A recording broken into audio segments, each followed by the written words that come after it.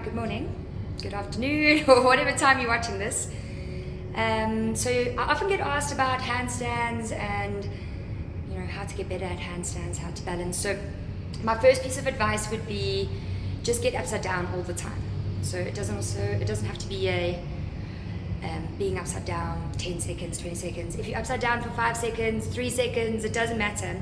But the first place you need to start is just go be outside on the grass, and you can try to do like a handstand cartwheel. And don't judge yourself. If you do a cartwheel like this, it's okay. Okay, it's still getting upside down, it's still just getting the brain used to being upside down. So that would be my first piece of advice.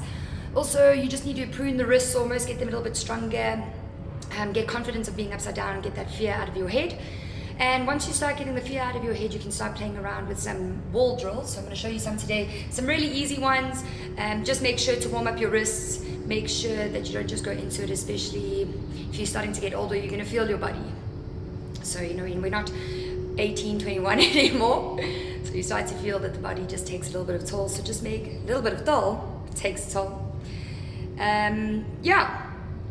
I just want to show you a few little drills that you can do on the wall and play around with. Again, upside down for 5 seconds a day, and you'll start to feel that the body starts to change. Once you start getting more confidence of being upside down, then you can play as long as you want to.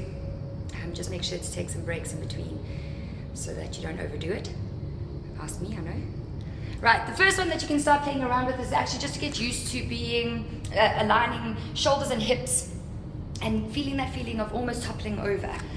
So hands will be as far as you need them to be. Again, your body, you're going to have to feel it out a bit.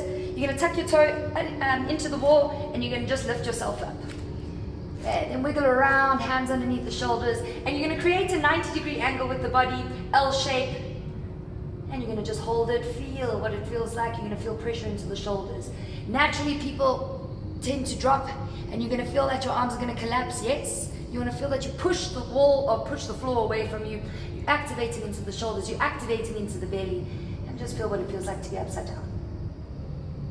Good. Once you're here, some of you might even start here with your feet. That's absolutely normal. Then you can just start working your way down. Then you can start working with lifting one leg up, taking your gaze towards the floor, spotting onto the floor. Make sure that you don't overextend into it, because you are going to fall back. Whoa. See? So, making sure that now your ankle, your hip, and your shoulders are in alignment. Feel what it feels like. Dropping the foot down, you'll do the other leg. You can point, flex, do whatever feels good for your body. Then start spotting on the floor, and you can start hopping the feet. Good. If yours are a little bit quicker, it doesn't really matter how fast or slow you go. Wee! So that you just start getting used to being upside down. Whew! In between your movements, you can just pull back into a child's pose. You'll feel that all the blood rushes to your head.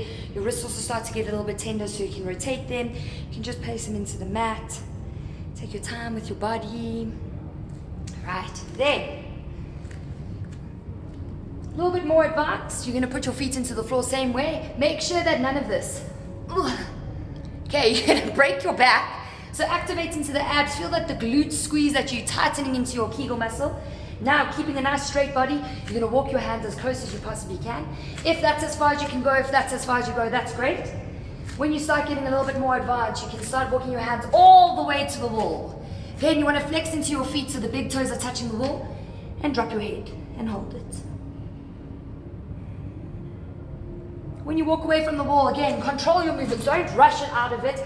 Activate into the core. Stay focused. Stay disciplined. Yeah, dropping down.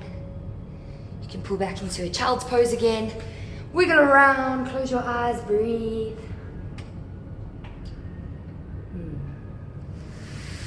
Okay, last one that you can do is, again, a little bit more advanced. But you want to really feel that all your pressure or all your weight almost sits into the core and into your Kegel muscle, your weeing muscle. And you want to just start getting that strong. So rather, don't think about, oh, I must be close to the wall. Rather have an active body. Once that's all tight, once that's all strong, then you can start playing around a little bit more. Okay. This time, walking the hands underneath the shoulders, stacking into the body. And again, as close as you possibly can. You're going to point into the feet this time. If it's easier with socks on, please guys do it with socks. And you're going to bend the knees all the way down, as far as you can, if you can, taking it towards the chest, the rib cage, and pushing them up. And breathe. Breathe. And again, bending into the knees. And extending up. Okay, you get my drift. And that's exactly how you can play with handstands a little bit.